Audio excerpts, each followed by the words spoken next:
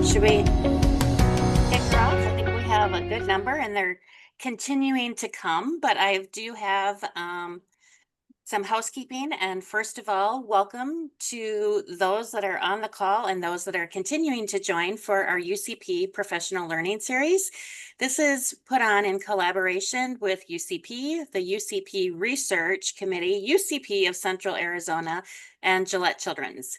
I'm Tara Swedberg, and I'm a physician liaison at Gillette Children's, and I am going to be introducing our amazing speakers tonight, but a couple things first is this meeting is being recorded. We will not be taking questions during the actual presentation, but we have plenty of time at the end to answer questions. So throughout the evening, if you would like, or afternoon, depending on where you are, I guess, if you want to drop your questions in the chat, which is on the bottom of your toolbar, we will address and try to answer all of those questions with time allowed. And also for our CME and continuing education purposes, if everyone could go in on their Zoom name, display name, and change it to their first and last name, that helps with our tracking and the email and the certificates to receive your credit for today's presentation. So, and there will be some directions in the chat if you don't know how to do that. So welcome.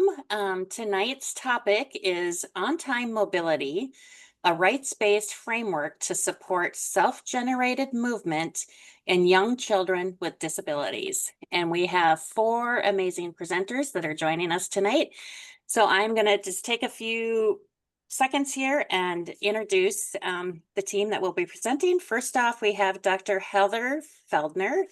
She's an associate professor in the Department of Rehabilitation Medicine, core faculty in the Disability Studies program, and associate director of the Center for Research and Education on Accessible Technology and Experiences, acronym CREATE, at the University of Washington. Dr. Feldner's research is centered at the intersection of mobility, disability, ableism, and technology.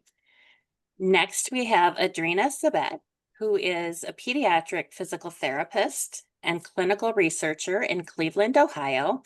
She runs the Mobility and Seating Clinic at Cleveland Clinic Children's Hospital for Rehabilitation, in addition to her own company, Mobility Matters. Next, we have Sam Logan. He is a professor of exercise, sports, and health sciences at Oregon State University. He is the director of Disability and Mobility Do-It-Yourself Cooperative within the Adapted Physical Activity Program. He teaches courses about punk, body horror, and Taylor Swift within the Honors College. And last, we have Jennifer Tucker, and Dr. Tucker is a clinical associate professor in the program of physical therapy at the University of Central Florida. Dr. Tucker is the director of UCF Go Baby Go and co-director of the Mighty Knights Inclusive Play Experiences. Her research focuses on community-embedded interventions to promote play and participation in children with complex communication and motor needs. Current projects focus on the impact of play and mobility on communication, social interactions, quality of life, and functional mobility in children and adults with neurological conditions. So we are ready for some wonderful knowledge from the 4 of you. And I have Valerie, who's on the screen here now, who is with our UCP Research Committee and UCP of Central Arizona. And she'll be jumping on at the end to help monitor some questions. So with that, I don't know if I call you a crew from across the state because you're all from different areas, but take it away.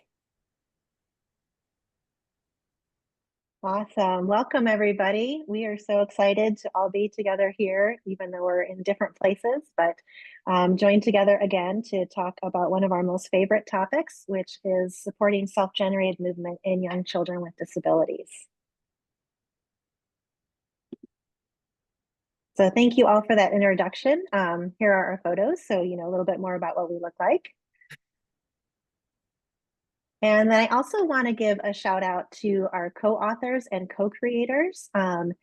That you will be seeing throughout the presentation. None of your presenters here today have lived experience with a mobility disability, nor do we use mobility technology. So in an effort to bring the lived experience perspective to our presentation today, you're going to hear from some different self-advocates and caregivers throughout the talk.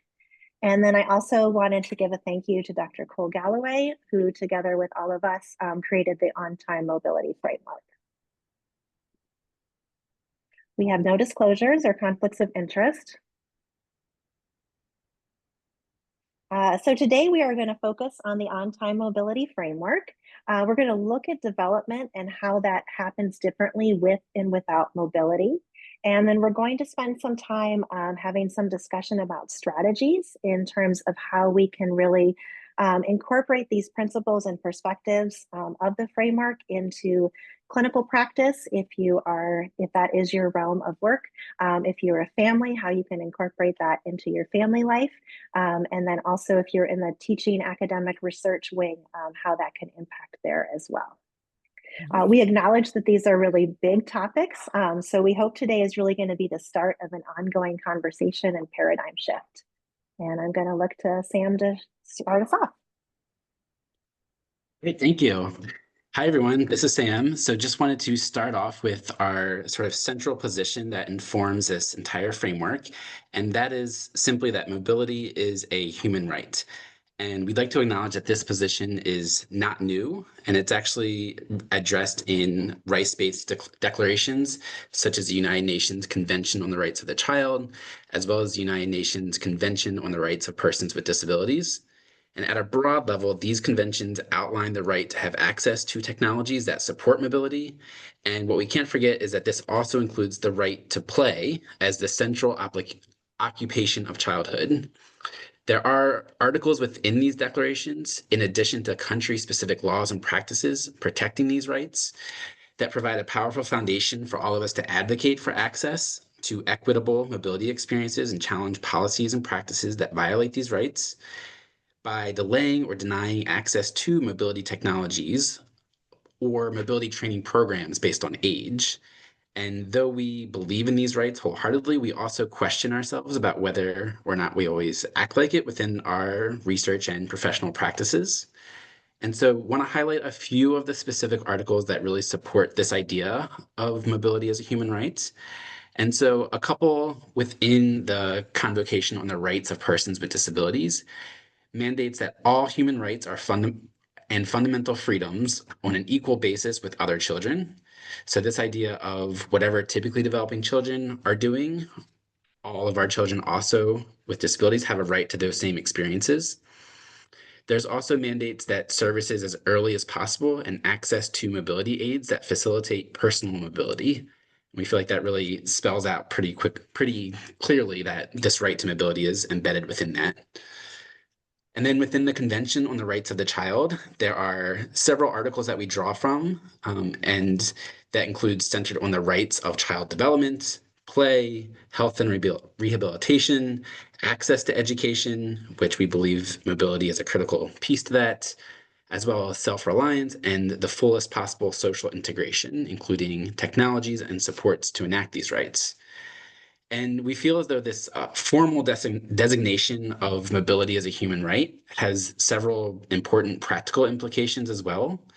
So it advocates for an expansion of the APTA's clinical definition of mobility, which currently describes mobility as simply moving from one place to another. But we know that mobility is much more than that. Two, it also supports therapists in reducing attitude barriers to mobility equity, including the wait and see approach and the prolonged substitution of passive mobility. That is, we agree on a rights-based approach to mobility access, then waiting until children are older before seeking mobility solutions is not an ethical practice. And then three, these UN declarations bring forward a powerful foundation for therapists to challenge those policies and practices. And then 4, a mobility rights perspective compels therapists and researchers to more forcefully advocate and participate in the development of universally designed, assistive, and rehabilitative technologies to meet the complex needs and environments of young children. And we feel that that backing of the United Nations in these core documents really gives us a strong arguing point to base a lot of this work on. And I will pass it off to Andrina to ask our first question as we continue on with the presentation. Thanks, Sam. All right, so now I'm going to turn it over to all of you that are listening here today and ask, what about you? As an individual stakeholder, no matter what role you have in reference to mobility, do you believe that mobility is a human right? And I believe this question really gives us pause. So as you think about your answer, if you don't have one right away, that's fantastic. If you do, and your answer is no, we invite you for the next hour to really explore this perspective to us and be open to some of the ideas and concepts that we're presenting.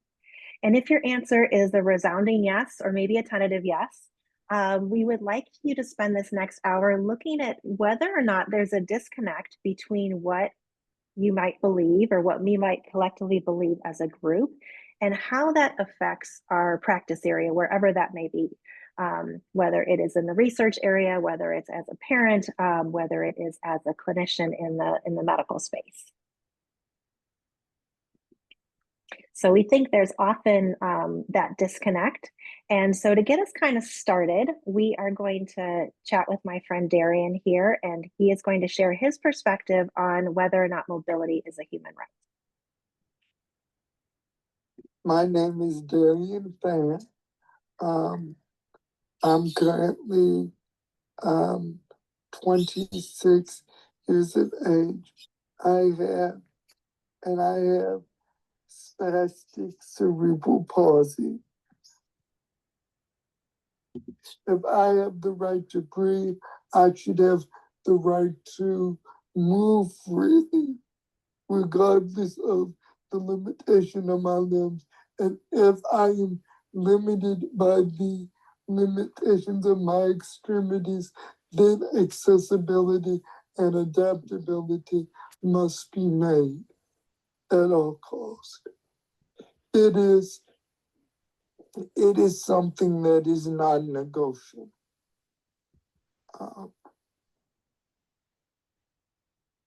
Thank you, Darian.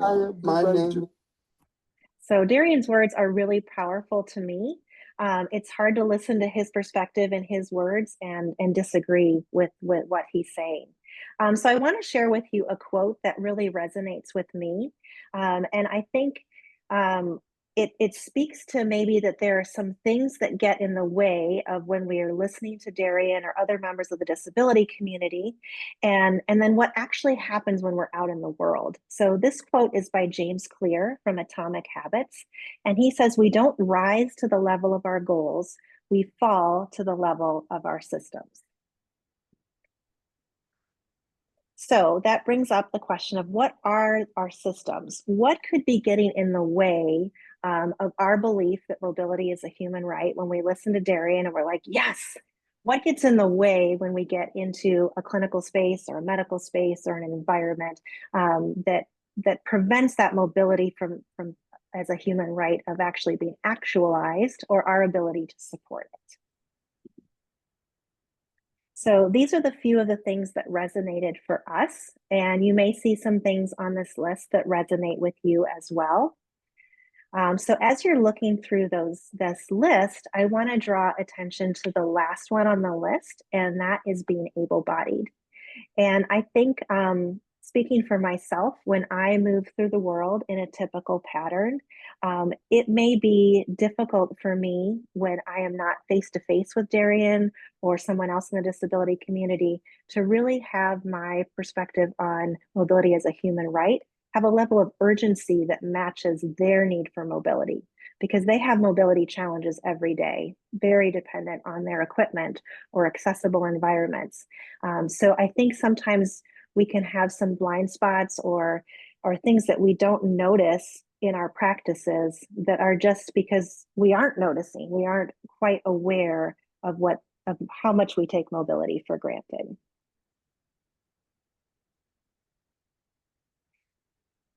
So if we take a look at mobility, we're going to first start with how we define mobility. And mobility, Sam mentioned this a little bit earlier. I'm a physical therapist, so my clinical practice guide defines mobility as an individual moving by changing body positions or locations, or transferring from one place to another. And this includes ambulation and wheeled mobility. So while this definition is completely accurate, we feel if we're going to look at mobility from a rights-based perspective, that we really need to expand this definition. So what could possibly be missing from this definition? Well, the first thing that comes to mind is context. So we move in different physical and social environments, and those different environments have different demands, and they have different opportunities. So it's really important when we're thinking about mobility, we're not just talking about going from point A to point B, but where those points are. Because as we know, if you're in a hallway or a playground or out in the community or in many different places, those mobility looks very different based on where we are. The other thing that's missing from that definition is autonomy. And autonomy is a tricky thing because autonomy is the ability to have the freedom to choose. And when we're moving, we are often able to choose where we would like to go. So that's a really important piece that gets missed when we're just talking about point A to point B. And then the third point that I feel like we miss is agency. And agency is our ability to co-create our world. It's about our ability to make choices and act on those choices. So it's a very active term. And when mobility is passive, that can be something that's downplayed. So why does this matter? Well, the first thing that comes to mind here is equity. And that's really what ties it for me into a human right, because somebody that has access to self-generated mobility has access to opportunities. These little guys here, they see each other, they want to run up and hug each other, and they get to do it. That opportunity might not be available to someone that doesn't have the mobility to act on what their impulses are. Co-creation is another part, is what stems from mobility. So when we can co-create, that means we can work with other people and things in our environment to make our worlds how we want them to be. So that's a really important skill that is a very active skill that's tied to mobility. And then decision-making.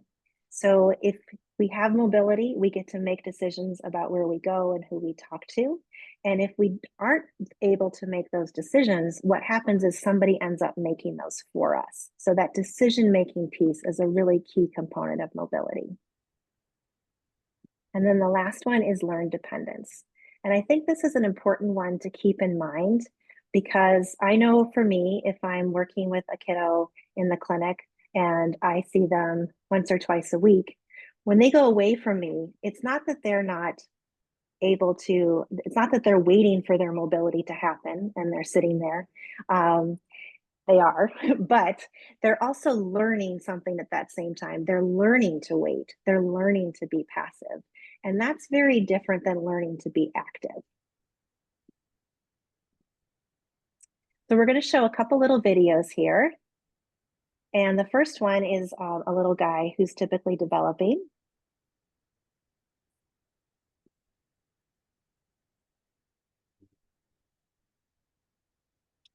And his dad videotaped and time-lapsed his ability to move around over 6 hours. So when you're looking at these videos, I want you to think about opportunity. And this is my buddy Jay, who's one of my favorite people in the entire world. And Jay has spastic cerebral palsy as well. So just looking at them side by side, I just want to draw the contrast to the level of opportunity that comes from being able to interact with our environment.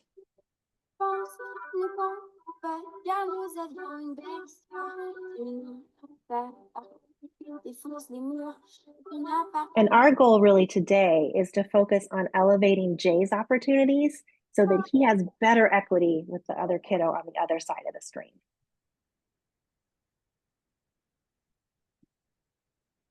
All right, so this is Heather, and I'm going to jump in here. And I think, that video is just really, those videos are really striking in terms of it kind of displays that equity issue, and has less to do with the child and more to do with the opportunity, as Andrina mentioned, the environment, the technologies that may or may not be in place. And so that's kind of what we encourage you to think about here. And what you see on the screen is really kind of a visual understanding of some of those two different trajectories, exemplified by those videos. And this really starts before birth, right? So um, children are moving inside the womb, they're born, and for children on that kind of top trajectory who do not experience motor disability, the focus is really on learning to be a troublemaker in those first couple years of life. There's more opportunity for socialization and self-initiated exploration. There is more time to hang out with peers, whether maybe that's in the home or in a daycare situation, that sort of thing. That leads to lots of different mobility options. And the pie chart here on the top, in the legend set for the blue says yes, and the legend for the little pie slice of yellow says yes, but in yellow, to reflect that kind of yes and mentality, that children who don't have motor disabilities are typically afforded. They can they might walk from place to place. They might get on a little scooter. They might roll or crawl. They might drive a little motorized car, that sort of thing. There's lots of different options. It's a very much this yes and kind of perspective.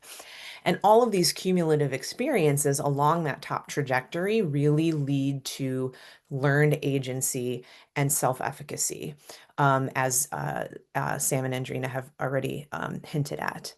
Now, if we look at that bottom trajectory, it's a little bit different, right? So, and a lot of children who experience motor disability, this becomes more of their trajectory. Instead of that focus on troublemaking and um, moving around and exploring during those first years of life, there's a little bit more of a therapeutic focus, right? Because again, children are often dependent on others for mobility. And we put a lot of effort as families and as clinicians into, getting kids moving, regardless of their abilities in those first years of life. But what happens is if, because of that therapeutic focus, that can become more isolating. Maybe a child is spending a lot more time with an adult family member or an adult clinician working on certain things. And that can decrease the amount of time that they're able to engage with their peers. Mobility options tend to become constrained, and our systems have really forced kind of an either or decision making process when it comes to mobility options for children with motor disabilities. Either they're going to walk, or they're going to use some sort of mobility device, whether that be, a gait trainer, a manual wheelchair, a powered wheelchair, something else. Um, and the system kind of forces our hand a little bit. So when we think back to that, um, uh, rising to our goals versus falling to our systems, we have to acknowledge that there are some barriers there that are important to overcome, because that creates that gap and that inequity from the experiences of children on the top trajectory. And what this all, again, leads to these kind of cumulative experiences is the research shows us that it can increase learned helplessness on the child's part, as well as learned providership from a caregiver's standpoint, or other important adult teacher, clinician, that sort of thing. And so really our goal here is to level this playing field in a variety of ways, and hopefully provide some concrete examples of how this can start to change so that all children with disabilities are troublemakers, basically. Awesome. So this led us with Dr. Galloway to create the on-time mobility framework.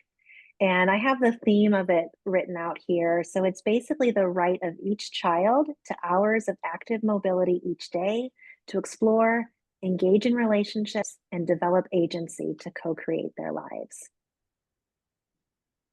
So in order to do this, we really need to shift our perspective on mobility to one of a human rights basis.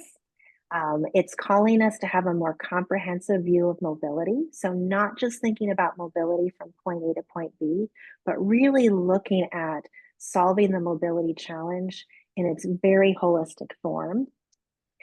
And that brings some challenges to our current practice.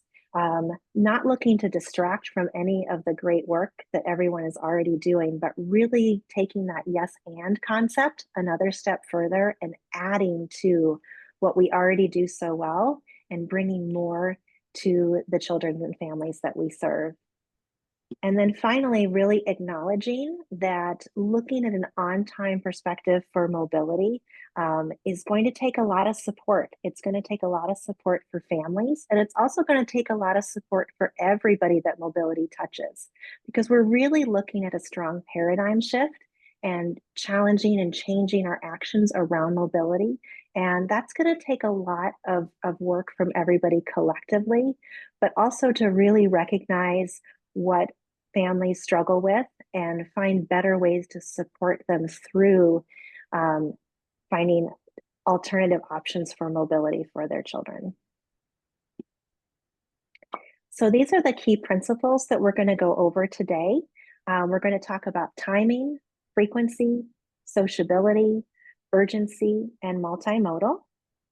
And we want to emphasize that these principles are very heavily grounded in behavioral neuroscience, developmental psychology, and disability justice. We have a pretty extensive reference list at the end of the presentation, so we encourage you to explore those and know that this is very well grounded in research and evidence. Also, these concepts are very overlapping and integrated. We are going to make great efforts to talk about them individually today, but you're going to see some very common themes as we talk through these different principles. So know that it's a little bit messy when you get out there in the real world. And then finally, we're hoping that this is going to serve as a launching pad. So we hope what you're going to hear today gives a catalyst for conversation and also a catalyst for action. So we're really looking to create some actual change in how, as a community, we approach mobility. So now I'm going to turn it over to Sam, and he's going to get us started with the first principle. Okay, perfect. So we really believe that timing is critically important when it comes to providing equitable mobility experiences. And I think the two videos that we've already seen with the kiddo really exploring the environment and the other kiddo who was laying on their back and not really able to explore, we've already talked about how context and opportunities really matter. And just linking it back to this idea of timing and why it's so important is because you can imagine if we're waiting until a child is 3, 4, 5 years old, just the sheer number of hours that are being missed out on those kinds of experiences. And so really important to consider this idea of timing. We know that mobility emerges for typically developing children around 7 and 12 months, respectively, for for crawling and walking. A lot of variability, but just in general. But the point is that we know that mobility emerges in the first year of life. And so this idea of mobility as a human right really does begin in the first year of life. A couple of our current practice patterns, interventions that begin later, which is most often, even those that are designated as early are actually in fact late relative to typically mobile children. And so just calling out that idea of, again, timing and kind of reframing the narrative around that. And then we also know that clinicians and families explore mobility technology with hesitancy. And there's a whole host of factors that go into that. We know it's a very complex issue for families to navigate with clinicians, with their child, with daily life, what works, what doesn't work. They're obviously just getting used to having a baby in general, let alone a baby with a disability and what other challenges may come along with that. So it's, of course, very difficult to navigate just life anyway. And so when we're talking about this first year of life, that brings along an additional layer of complexity in the timing component. So a few of our core ideas around this. First is that mobility, access, and timing should be equitable across the lifespan. Although this work that we're talking about today really is centered on pediatrics in general and in the examples that we're using, we also want to stress the importance of on-time mobility, including the idea of timing as a framework that really addresses mobility across the lifespan, and that rights-based perspective of always having access to it does not end at any point in life. It goes across the lifespan. And then our second point here, that unless our interventions begin at the same time when infants are typically mobile, again, in that first year of life, we are in fact late. And so this idea for, the longest time, this idea of providing mobility experiences through power mobility for children under 3 was considered early mobility, when, as we've just mentioned, it really even then is often late. So this idea that early mobility is a misnomer and doesn't necessarily reflect typical developmental timing for the onset of mobility. And then lastly, just that one-time mobility calls for clinical practice to time interventions with this idea of personal mobility and critical timing in mind, and that we provide children with disabilities interactions and experiences and opportunities similar to their peers at all ages. And then for each of our principles, we're going to talk about a couple of strategies to inform clinical practice, policy and advocacy, as well as education. And so for timing, for clinical considerations and strategies, the idea of timing the introduction of interventions, again, in that first year of life, at a stage when children without disabilities are experiencing mobility. And then just a continual process of self-reflection on how your own perceptions of mobility impact treatment sessions of how and when to support mobility with families.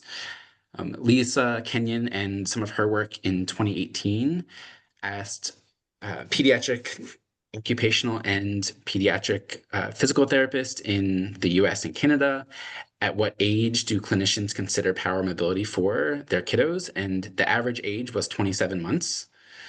So a few months over 2 years of age. And then we actually recently replicated that work and found in just a sample of US therapists, but that the average age has decreased to 19 months of age when clinicians first consider power mobility as an option. Still, you can see the progress there, still not in that first year of life. And then we also know that even when there are positive views towards power mobility in implementation in the first year of life, there's still a pretty wide gap between those positive views and then actual clinical behaviors, again, likely due to a number of factors. So just wanted to highlight that as we sort of reflect through the presentation today. And then policy and advocacy, reach out to legislators and state-specific funders. Any chance you have to share this idea of reframing the narrative around what on-time mobility is, and sharing that story of sort of it used to be early and trying to reframe that to on time. I think a lot of times when we're discussing this with folks, it makes a lot of sense when you start talking about it, but it's just a blind spot that we've all had in terms of how we talk about this. And then education, clinicians play an important role in education, obviously, and families as well, about the importance of developmental timing for mobility and learning. And really, families and clinicians together can really advocate on behalf of those kiddos to provide those supportive mobility solutions at an on-time timing, and not waiting until they're older in life. And now we will do a quick case study of timing. All right, so this little cutie I had the pleasure of working with, and she's a 2-year-old kiddo with spina bifida. And I wanted to highlight her case because we submitted for a manual wheelchair for her, and it was denied based on her age. Her parents referenced the funder in the denial in a very public forum on Facebook. And through this social media, and it wasn't approached in a negative way. It was just very matter of fact that funding policies and age restrictions are both discriminatory and outdated. And mom received a phone call from her insurance company, and the wheelchair was approved 3 days later. So we had a very happy ending for this little kiddo, but it really highlighted the age discrimination that does take place, particularly around mobility technologies, as one of the barriers to an on-time mobility approach. So this is a little bit of a call to action to all of you that are maybe pursuing mobility technologies for the kiddos that you're working with, or if you're a family that's looking for mobility technologies, to know that it's not a dead end if you get a no, that we have to keep fighting, and we really need to shift the perspective that that kids, even if they're going to move differently, have a human right to their mobility, if it is age appropriate. And age appropriate is going to start way back in that first year of life. So we really have a timing shift. So I just wanted to highlight that for you all.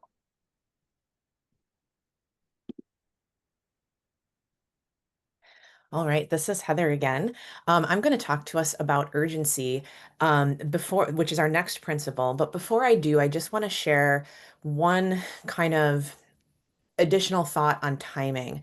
As we've been talking to families, especially families of children who may be a little bit older, maybe who are 5, 6, 7, 8 older, they've expressed concern. Well, if this is what the evidence shows us, then we're already too late.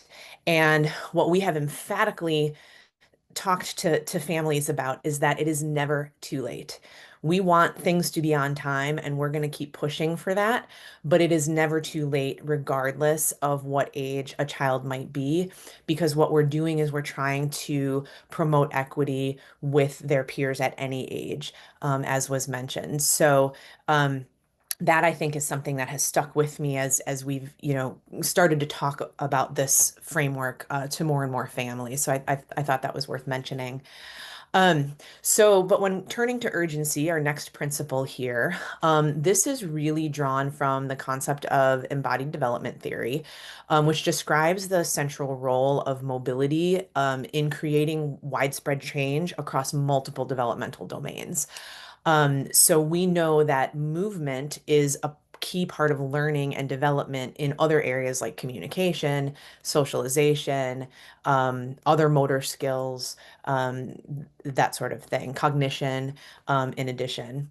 And so that really elevates the urgency for mobility experiences throughout each day, starting within that first year to help drive the general development of the individual child. We know from neuroscience and developmental psychology literature, for example, that these kinds of changes in motor, communication, cognition, spatial relations, memory, expression of emotion, all of those change significantly when movement is initiated. And that happens regardless of how that mobility is initiated, whether that's from the child's own muscle power, whether that's from the use of assistive technologies. And so we know it's urgent to get kids moving, both from a motor skills perspective and through the use of technology. Um, and this is really critical because typically developing peers are advancing and accelerating and that experiential gap. And that's already a significant gap by the age of 2. And so by approaching mobility with a sense of urgency, then we can really impact not only that child's ability to move through the world, but their ability to engage, their ability to advance their developmental skills. And really sustain a different trajectory of growth and development from any starting point. And despite that facet of urgency that we know is supported within the evidence, a current practice looks a little bit different, right? There is uh, the children with mobility related disabilities often experience longer durations and higher frequencies of passive mobility, as we've mentioned. So they're carried longer, they're maybe in a stroller longer than their peers. And while passive devices certainly play a very important role in life in general, in that they provide important convenience and support for busy and often stressed families, it can become easy to over rely on them rather than creating a balance. Um, and, you know, we also have, we have early intervention in the first place because really the entire basis of urgency is kind of baked into that, right? That's very well recognized for children with disabilities. Um, and early intervention often emphasizes motor skill development, which is amazing. Yay, that's fantastic. Um, but often in these delays in introducing technologies to support self-initiated mobility, even if those are used only temporarily or part-time, that then can lead to further, going down that kind of either or approach. Um, and we know that a lot of kids who use mobility technologies in those first stages will often go on to develop better and improve motor skills themselves. And so that idea that prolonged passive mobility experiences really sustains dependence, and we have the ability to really impact and counteract that with this urgent perspective. So the core ideas here behind urgency, obviously, we want to emphasize that all of the stakeholders, clinicians, families, even industry personnel who are designing technologies can play a crucial role in elevating the urgency of self-directed mobility experiences. Um, we can help facilitate plans for creating a balance between active and passive movement opportunities. And again, both are needed depending on context. So acknowledging that this might be a shift or a challenge in both expectation and in process, I think it's important to acknowledge that. But even just opening up the conversation and discussing that kind of ever accelerating gap in opportunity, I think helps or elevate the urgency of providing active mobility interventions in many different forms. And then I think, we can facilitate that both and approach right at the start of early intervention, which targets really both urgency and timing that Sam spoke of just a minute ago. Because if we're reframing technology intervention as something that has the potential to potentially be even short term or part time, but that can co-occur with motor skills training. And both of those experiences provide crucial learning opportunities that all work together to facilitate development across the board. So even small movement opportunities can add up to a lot of experiential learning during the early intervention process. And then, of course, we have to continue to educate ourselves and others about these developmental cascades that are tied to self-initiated mobility, regardless of whether that occurs through motor skill acquisition or through technology or a combination of both. And so as we continue on, we'd love to kind of hear your additional ideas about urgency as well. So a couple of strategies to inform practice. In the clinical sphere, we can think about continuing motor interventions, but also considering introduction of low or high-tech applications for play and exploration. That could be something like a switch-adapted toy that moves, or, a do-it-yourself Go Baby Go car, or, some of the kind of robotics systems that are coming into context now and becoming more available. We can also treat mobility as mandatory and as urgent as our field. Like, I'm also a physical therapist, so that's kind of the lens that I apply to this work. And our field in pediatrics has made tummy time a really mandatory and urgent thing to work on, right? And so if we can do the same with mobility, regardless of form, then we are really just capitalizing on all of the awesome opportunities to impact a child's mobility. In terms of policy and advocacy, we need to treat access to mobility as an equity issue, full stop, and we need to advocate as such. And then in terms of education, we can underscore urgency of self-initiated mobility and exploration in any form across the lifespan. We can do this in clinical education, healthcare education. We can do this within our communities, in childcare centers, and a variety of different contexts, and really kind of promote that idea of balancing passive and active experiences. And so to dive into a little case example of our urgency principle, this first video that I'm going to show you is actually a child with, oop, I hit the wrong button here. There we go. So this is actually a child in one of our research studies at University of Washington. And this is a child who has Down syndrome. So this is a child we know that is expected to walk, but is going to do so later than her peers. And right now she's in kind of a partial body weight support harness system. And we're filling the gap that we know takes place by using technology, and it facilitates all these amazing play experiences. She gets to be bowled over by our research team and really just experience that at an age when her peers are likely going to be doing similar types of experiences. And then Andrina, I think I turn it over to you for this next one. Yeah, I just wanted to point out one other case study that kind of fit these principles. So in my mobility work, I ran across a little girl who was in kindergarten, and she would spend the entire day walking and getting around. And when she would get home, she would be so fatigued that all she could do was lay on the couch. So she was missing out on all of her family time in the evenings and on the weekends. Family activities were significantly reduced. And the mom was very interested in getting some mobility technology for her for school. And there was a big kind of discussion around that, where the school was very resistant to mobility technology because what they were seeing was this child was very functional in that environment.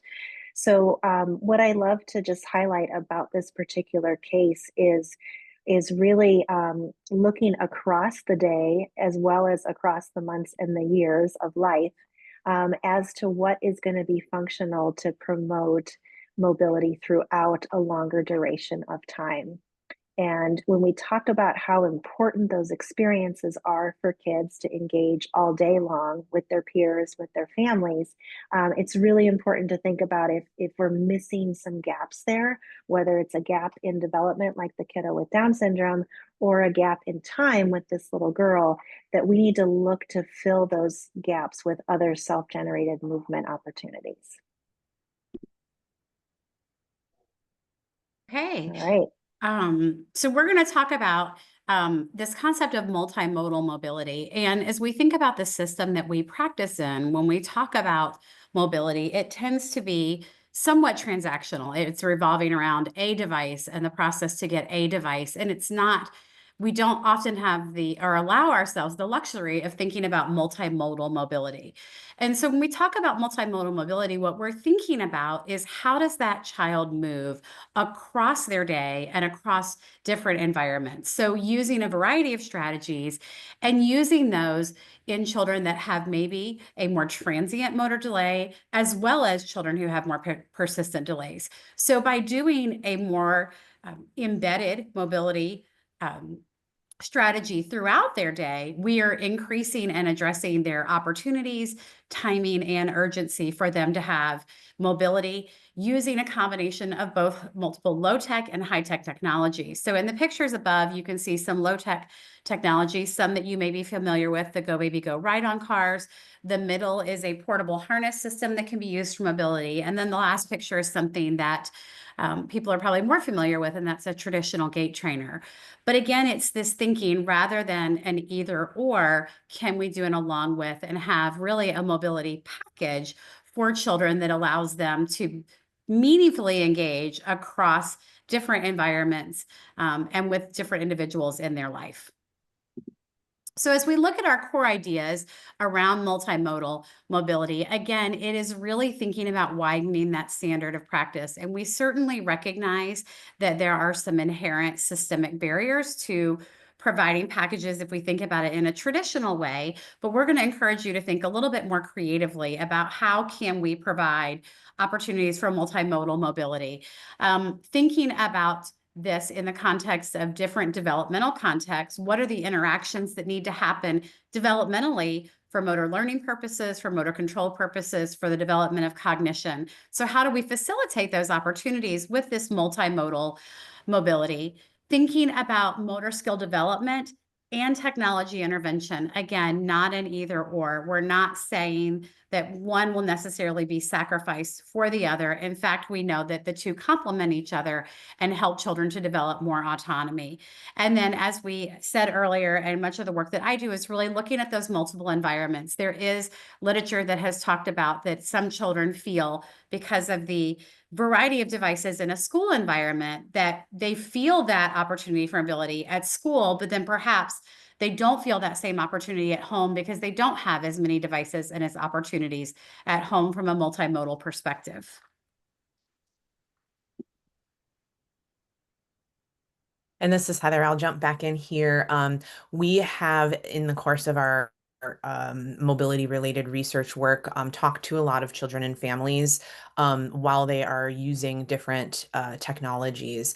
And both children and families kind of note the importance of this multimodal approach. And so these are just a couple of quotes from some of our qualitative work. The child whose quote is on the left, "The steering wheel goes any way I want to see." This is a 4-year-old child who was using a ride-on car, but simultaneously working on walking with a walker. Then the parent quote on the right hand side really kind of takes takes that home from a parent perspective too. This was a child who was using a ride-on car. They were in the process of getting him fitted for a manual wheelchair. They were trialing a robotic walker for practice.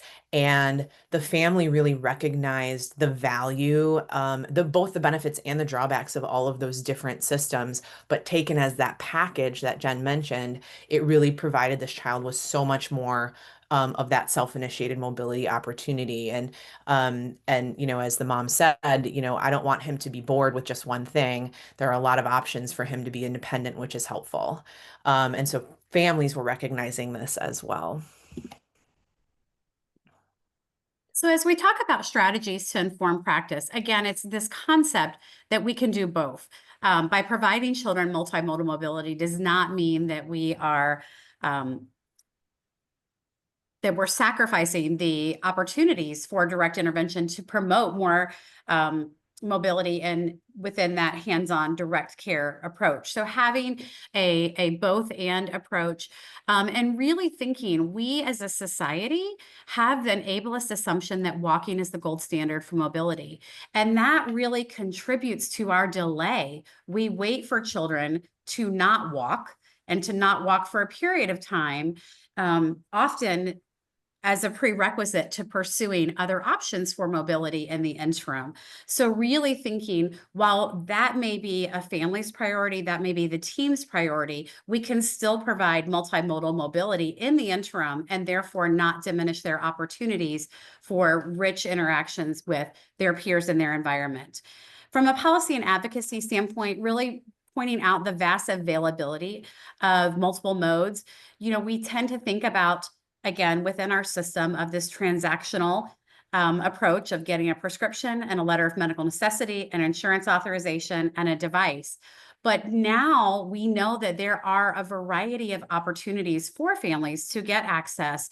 And so we need to make our policy at a higher level aware that while this is a transactional, there are many low-tech devices that are available that are not as perhaps cost prohibitive, and that there still needs to be advocacy from a policy perspective that mobility is mandatory, like we talked about from that tummy time perspective.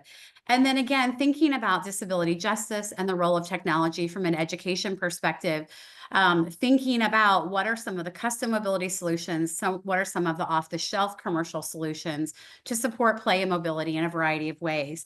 And then the last thing that I will mention before we talk about the case study, as we talk about multimodal, again, I would challenge us to think creatively.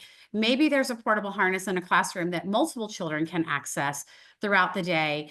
And so children have an opportunity to go in and out of their wheelchair, in and out of a gait trainer, in and out of a portable harness system. It does not necessarily mean that that child needs to have 5 pieces of equipment that are assigned to them to promote mobility. We can think more creatively within our systems. Can we provide a fleet of Go Baby Go cars in a preschool that children have access to during playtime? Can we look at providing classroom type supports like a portable harness system? So again, beginning to think creatively. And then lastly, remembering that we're co-creating these experiences with families. So are we engaging them in the conversation about what they would like that multimodal experience to look like? What environments are important to them? What interactions do they want for their family, for either sibling interaction or interactions with the caregivers?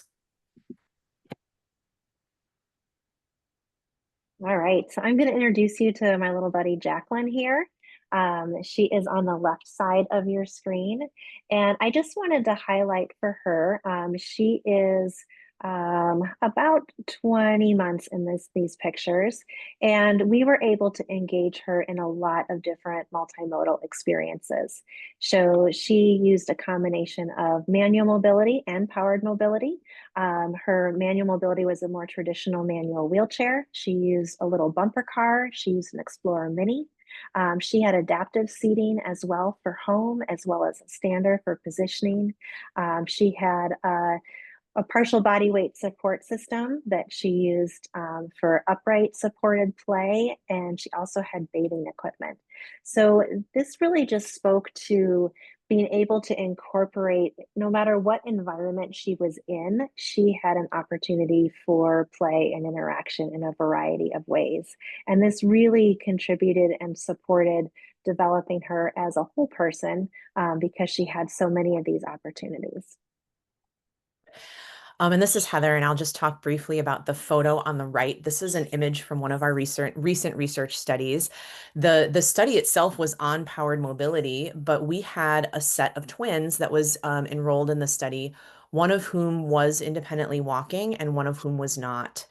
And we originally just started out with one device in the room, and we were working primarily with the sibling that was not yet walking. And her sister got super jealous and wanted to join in the fun. And so we pulled out another one of our devices. She was already walking and running around the room, and she was just as excited to get in to the device and play with her sister and the research team in that way. So just another great example of multimodal mobility. Okay, and we're going to look at our last principle, which is frequency. And as we said, as we came up with the on-time mobility framework, they are based on the principles of neuroscience. And we know that frequency and intensity are critical in order to make a difference in motor skill acquisition and motor control. So when we think about mobility and typically developing young children, we know it occurs at a very high frequency.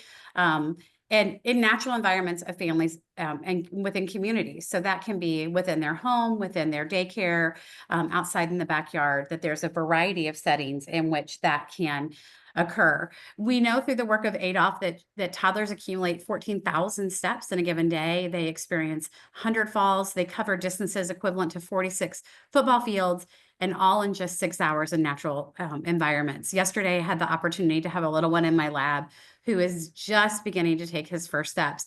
And I will tell you that his frequency of movement and his modes of movement varied widely across an hour.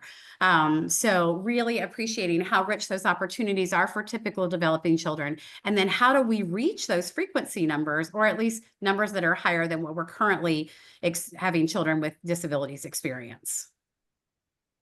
We recognize that there's some constraints, one of which being that the amount of physical assistance that's required by a parent or a caregiver in dosing that. So if that parent is the one that is the provider of those experiences, as opposed to self-directed opportunities for play, then that is going to limit them. It's going to limit them in terms of competing demands for that caregiver in taking care of their family, competing demands for other things that need to be taken care of within the home. And then the other thing that is to speak to is also the physical demand of moving children repeatedly. We also know that children who can demonstrate mobility skills, such as crawling and walking, they may not be able to translate those skills into other environments. So therefore, that frequency becomes lost if they're not in an optimal environment. So if we can begin thinking about frequency again, and that packaged alongside multimodal, then that allows us to access multiple environments, which will help us get those frequency numbers up. The core ideas is that all mobility counts and it adds up. So no matter how that child is directing their movement, all of those little bits of mobility add up, and they provide opportunities for, as I've mentioned, motor control and motor learning, but also opportunities to learn some fundamental developmental cognitive skills, such as cause and effect and what things do.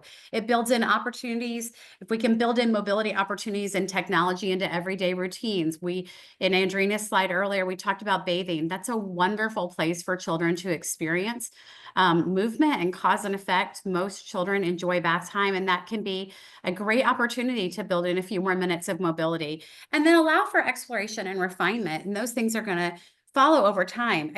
When I first put a portable harness in a classroom, this little boy who had spastic cerebral palsy had spent the majority of his time in his wheelchair. They'd done a great job. He had a beautiful wheelchair, but that wheelchair kept him about 2 to 3 feet away from all the fun center activities in the room. And the first time we put him in a harness, he went like immediately for the little toy refrigerator. And we said, we wonder how long he's been wondering, like, what's in the fridge? But he couldn't access the fridge in his wheelchair. It wasn't until he had another opportunity. And so when we think about the frequency, his frequency of interaction with the toys in that room increased dramatically when offered opportunities and offered multimodal. So when we look at strategies for informing practice, again, the concept of expanding mobility dosage outside of therapy or exercise programs. One of the things that I work hard within our Go Baby Go chapter is a lot of parents will talk about Go Baby Go therapy. And I'm like, please don't call it therapy. It's not therapy. It's just play. So that idea of it's not just exercise. We want mobility to happen in natural ways. And how do we facilitate that when we're not with them? We know through the work done on routines-based interventions that the 30 minutes that we may be with them clinically twice a week is not enough to move the needle. So how do we expand those opportunities for mobility outside of those clinical settings?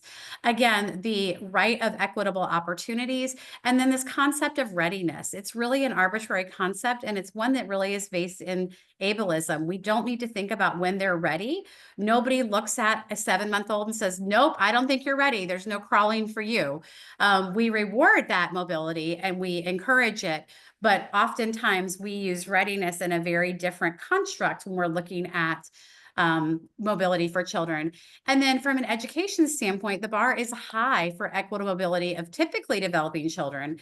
Again, looking at what children are afforded as they have that acquisition of walking, and then thinking about how do we build in the same number of opportunities, time in terms of frequency and practice for children throughout their day and their varied environments.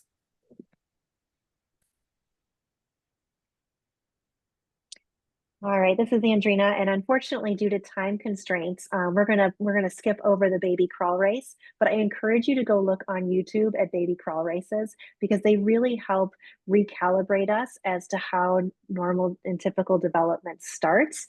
And there's so much variety and non-purposeful movement and just all-out craziness that it really is a fun way to recalibrate. So when we're working with kids that don't have those typical movement patterns, we can expect that same level of chaos and craziness when they are learning to move as well.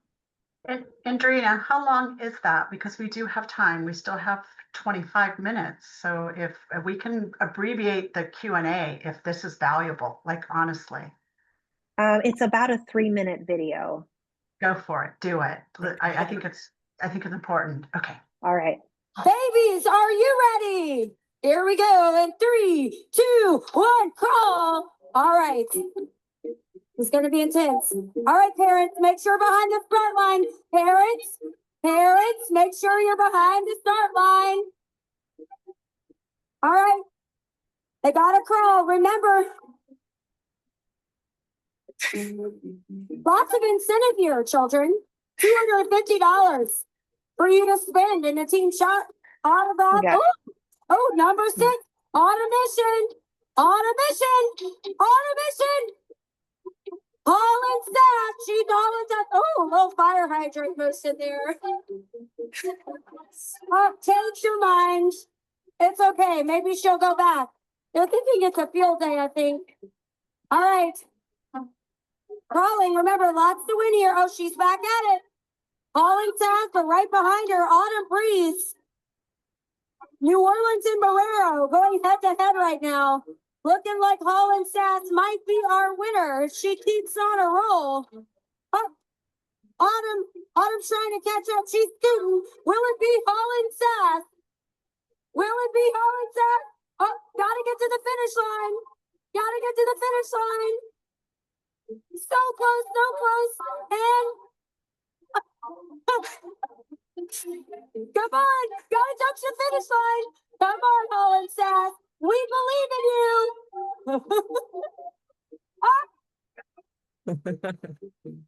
That was very anticlimactic. On parents.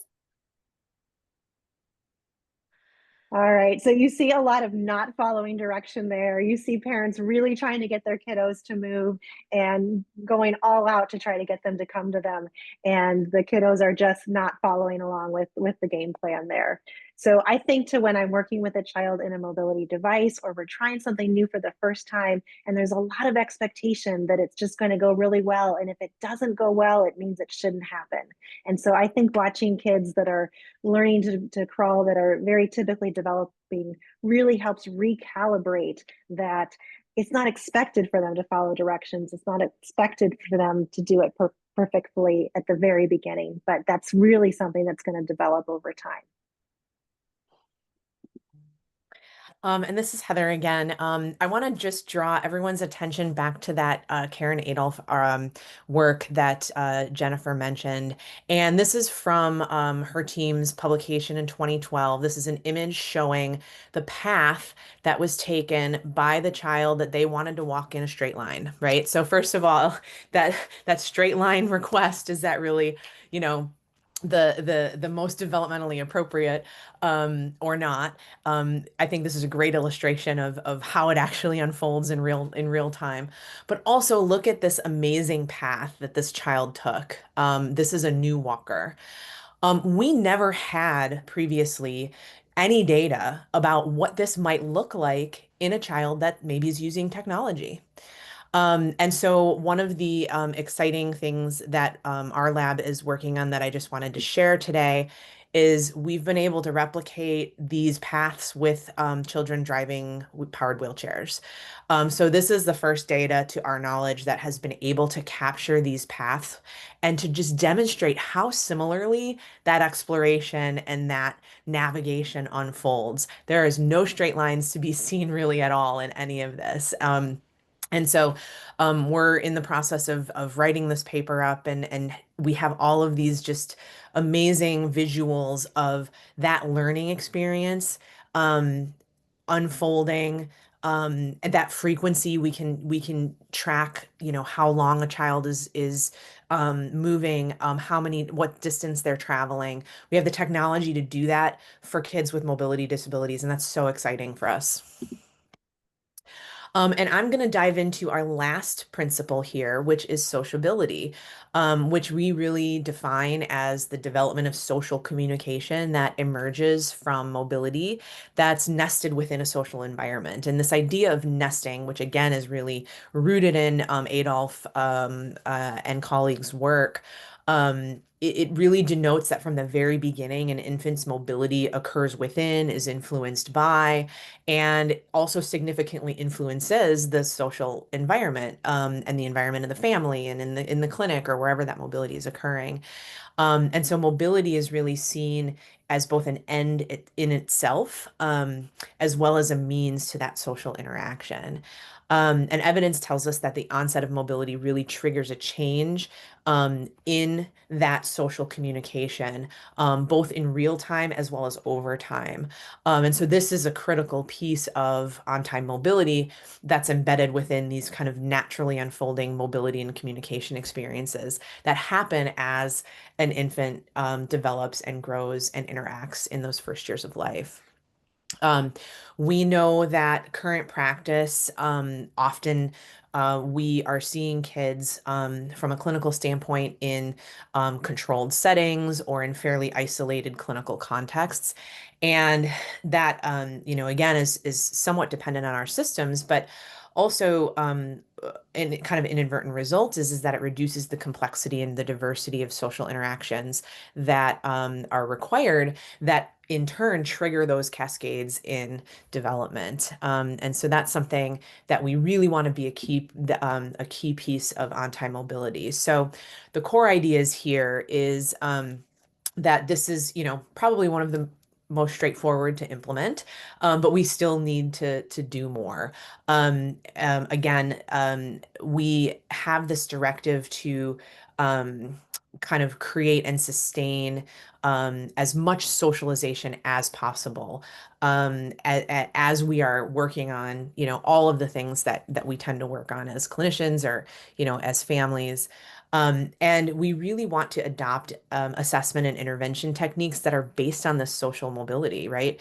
Maybe can be a greater focus on group training programs, or, parent taught mobility play dates. I know several of us do, mobility playtime, where there's kids in and out of mobility technologies, and it's just a common play space to interact and have that social engagement. Mobility technology is really not originally designed to be social, right? I mean, it was built originally to serve a function. And I think more and more we're starting to see transition into kind of elevating designs to make things more socially appealing, to make things very child friendly. Um, you know, the this idea of like shrink it and pink it for a pediatric type of device.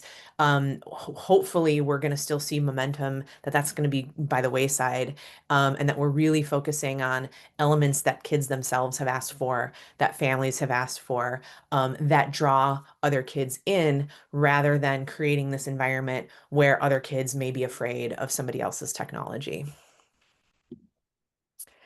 And so we have a couple of lived experiences again to share here when it comes to the importance of sociability and mobility. So first, we're going to hear from James, who is a caregiver of a child with mobility disability. So we tried putting we do technically still have Livy in Girl Scouts, and I brought her there one of the first times we went there, and the troop had an activity. The scoutmaster was saying, "Hey, let's do this now. Let's everybody run over here, and we'll do the next activity. Everybody run over here. We'll do the next activity." I'm assisting walking her. By the time we get over to the group, they're on the next activity. Yeah. She can't socially participate, and the other girls don't even really know how to deal with it, especially at that age. So I don't know if device makers see that type of experience when they make those devices. How can these enable her to socially interact and connect with the wider world, right? And I know it's hugely challenging, but I'm not sure if that's what the devices are designed in mind with. And we'll hear from Sarah, who's a self-advocate.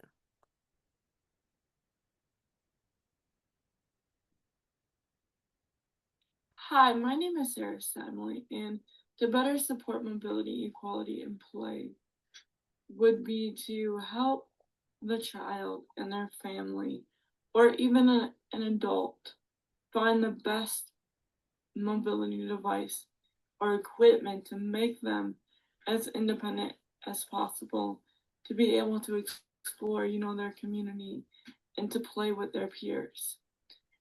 And then to help their peers learn how to accept their mobility device within play or in the community as well. I love those perspectives, right? Because it's not just about um, the kids that we're, working with, or our own kids.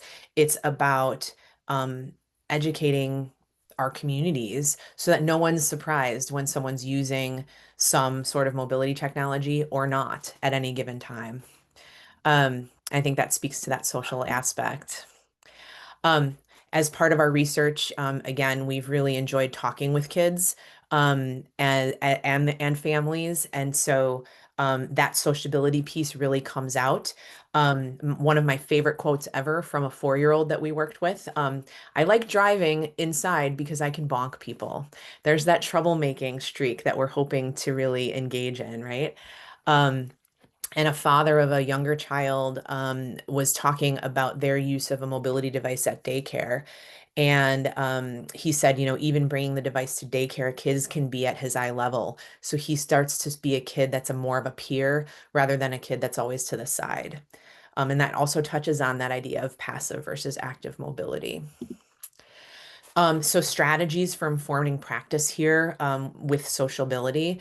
Obviously, we've kind of touched on this idea of, motor-based play groups with peers, really encouraging peers with and without disabilities to play together and engage in technology together. Um, Thinking about where mobility occurs in social settings, maybe working with kids on the playground, in the gym, at a community event, that sort of thing. From a policy and advocacy standpoint, I think getting cities and towns involved, starting initiatives or suggesting initiatives for creating accessible public play spaces using universal design. That benefits not only kids with disabilities, but that benefits the entire community. Um, Really looking to establish community partners with different organizations, play centers, even restaurants, things like that, to create some more of those inclusive opportunities. And then from an education standpoint, continuing to communicate with families about that connection between social emotional development and mobility, and how those occur simultaneously and reciprocally. In healthcare education, we can really draw from the evidence to show why this is so important, and why we need to take this kind of on-time approach. And we have a couple of case studies. I'm going to turn it over to Andrina and Sam here.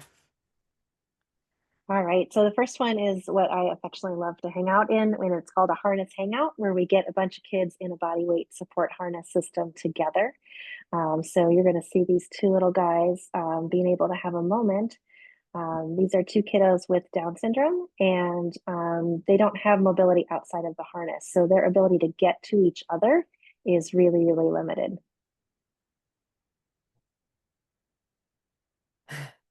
So we got a great little hand holding, face hitting moment that they would not have the opportunity to engage in each other. We don't want to wait for them to have mobility to have those experiences. So this is a way to, again, fill that gap and create social experiences through mobility with technology support. Okay, and this is a similar example, but with a ride-on car. So this was an inclusive play group, and kiddos with mobility disabilities were getting ride-on cars during the intervention. And you can see this kiddo, he would normally stand at that kitchen and play all day and wouldn't kind of move. But here you see he's able to move in the environment. He moves over to a pier. He gets bonked on the head, just like the previous example. You can really see him look at the switch and then look at his friend. a couple of times before he decides to make the move and get out of there. So just another good example of getting that mobility technology to have those opportunities to have some self-initiated autonomy.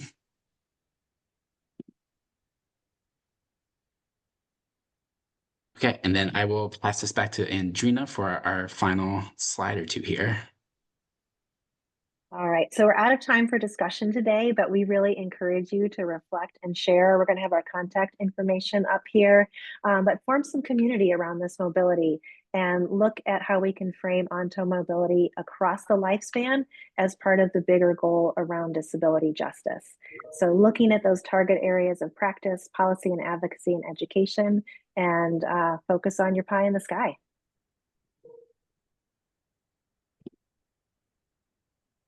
All right, this is fantastic. So my team is already on the Teams chat going, how do we start our own like program? So there's excitement even at my site. So thank you all. I am Valerie Percini. I'm the Vice President of Clinical Strategy over United Cerebral Palsy of Central Arizona. And also on the Research Council. I'm the co-chair for UCP National. We do have a couple of questions and a little bit of time. And I'm going to just suppress everything I want to say because I have a million questions and a million comments. But I'm just going to grab some really what I think are some compelling questions. Someone asked, how do you incorporate mobility devices like in rural areas? And I guess they're thinking about, looks like a family who lives on a ranch or even farmers. So I will give one example, and I think it's been a really powerful implication for that whole concept of multimodal. When we launched our Go Baby Go chapter in Central Florida, we had a family contact us from a rural community. They could not get therapy on a consistent basis. They got some therapy. And so they came to a workshop and they got a car and they saw the harness and they decided they needed a harness. And grandma and grandpa were divorced. And so they had one car at grandma's house and they decided that grandpa needed a car. So then they had a car at grandpa's house. And then they had a harness within their house. And then they took that harness technology and they actually created an outdoor area that had a harness. So I think sometimes it's empowering parents and caregivers, parents, extended family to look at their spaces differently. She actually had more room to drive her car because they lived in a rural area and have more sensory experiences as she went around their property than many of my children who are in more traditional suburban environments. So I think it absolutely can be supported. I think it actually meets a need in terms of frequency and timing that is often not otherwise met because there is often there can be not as equitable access to services as you might see in more urban areas or even suburban areas. And this, sorry. No, I was just going to add to that. One of the things that we've seen kind of an uptick in too for folks in rural environments is to get connected with different organizations that can, like Enable, or in Washington, we have something called WATAP, which is the Washington Assistive Technology Program, where folks can actually write in to request different technologies, whether that be something 3D printed or that be something bigger. And there's actually kind of a mail order exchange that can happen so that some of those technologies can reach those, more of those technologies can reach more rural environments. What is the harness system? I see this embedded in a couple questions. What is the harness system that families are using in the home? This is Andrina. I can speak to that. We use a lot of the harness systems through Enlighten. That's ENLITEN. And they have a portable unit that can hold a child up to 60 pounds. And it folds down into basically a ski bag, and then it can also pop up. And then they have other units that are more custom built and can hold much larger weights. They're not the portable version, but that is one system that we have used with a lot of families. And then we've also gotten creative out in the field and used some of the slackline technology.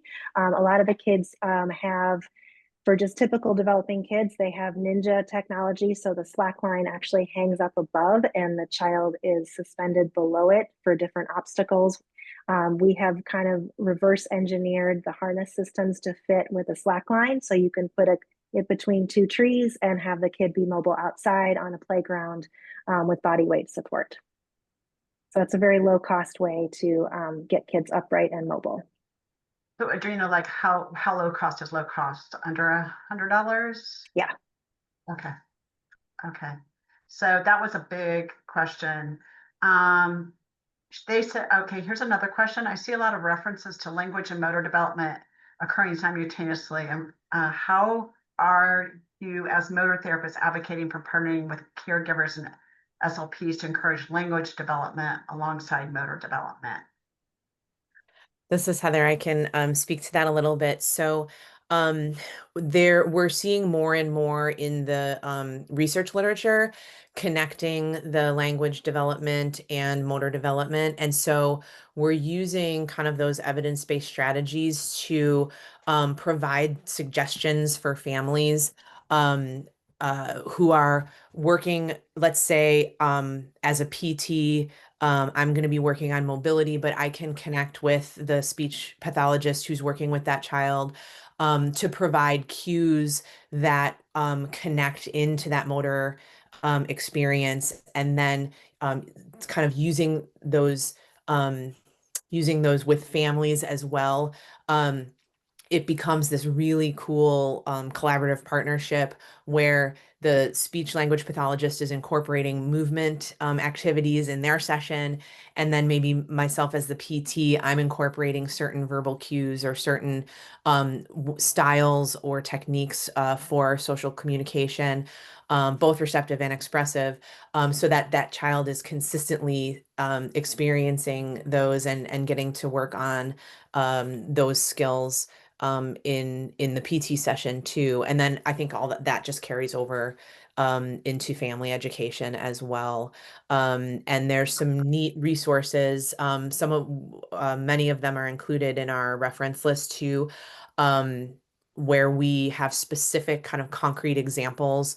The one I'm thinking of is a guideline that we wrote about 3 years ago for introducing children to powered mobility, but it was written, I was the PT, there was an OT, and then a speech therapist who all co-wrote this guideline. And so there's really concrete communication strategies at each different learning stage based on where the child is at from a motor standpoint. So that reference should be in the reference list, but if not, please email me and I'm happy to share. And I would just echo that there is a parallel movement for on-time communication and access to alternative and assisted communication. So there is tremendous power, and particularly as it relates to that social piece of collaborating with our across disciplines to provide technology in both areas with mobility and with those alternative communication devices. The other thing I will say is I've seen in our work, because the mobility is such high reward, many times children will begin to access a switch through a Go Baby Go car and then transfer that skill to toys or communication devices after the fact. So I think there's a lot of power in interprofessional work and then exposing families to technologies across the continuum of mobility and communication. Oh, absolutely. Absolutely. This is just such exciting work. So somebody actually loves this presentation too. Wanted to know when you guys are going on the road. So. Oh, I wish. Yeah. You're a groupie, I can tell you now. It's fantastic work. And it's just so, I just love it. So anyhow, okay. So everybody who's here, I just want you to know we are wrapping up, but make sure that as you get, we're going to please take a moment to complete the evaluation for the presentation. So just scan this QR code you have to your left. We really need that feedback that just helps us shape. We are already planning for 2026, so that helps us shape our plans. Also, you will receive an email from the CME Department of Gillette Children's that will contain your certificate. If you don't get it, look in your junk mail first. You know, the other thing is if you didn't put your name on following the instructions, you might still be able to jump on real quick. It's in the chat. that really helps us match you to get your CMEs with you. And so just know our next upcoming presentation is November 6th. So actually it's a little bit right around the corner. And it's learning to coach, so training for pediatric rehabilitation therapists. So also a great topic for all of us, just when we rethink how we approach our therapies. So thank you to our presenters, and everyone have a good evening and have a good night. All right.